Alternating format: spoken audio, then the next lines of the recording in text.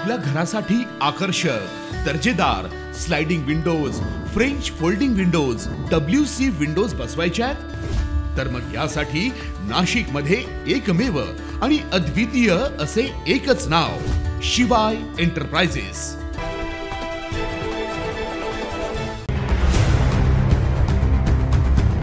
नाशिक कृषी उत्पन्न बाजार समिती सभापती देविदास पिंगळे यांच्या विरोधात अविश्वास ठराव दाखल।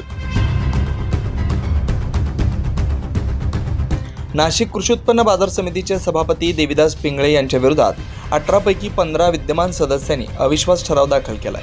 त्यामुळे नाशिकच्या सहकार क्षेत्रात विविध चर्चांना जोर आला।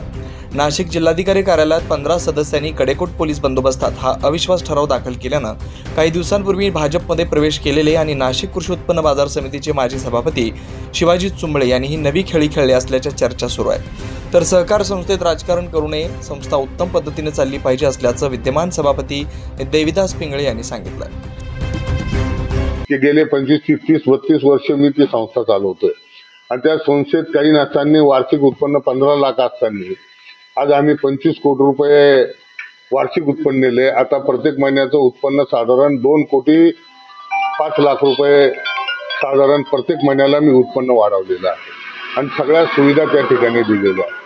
परंतु राजकारण आलं काय, मला वाटतं 8च दिवस झाले शिवाजी चुंबळे त्या ठिकाणी BJP पक्षात घेतला आणि त्यांनी लगेच त्या ठिकाणी सुरू केलं आणि म्हणून अशा पद्धतीने राजकारण कोऑपरेटिव्ह मध्ये करू नये असं माझं मत आहे। पण ही माझा दृष्टिकोन एकच आहे की संस्था चांगली चालली पाहिजे।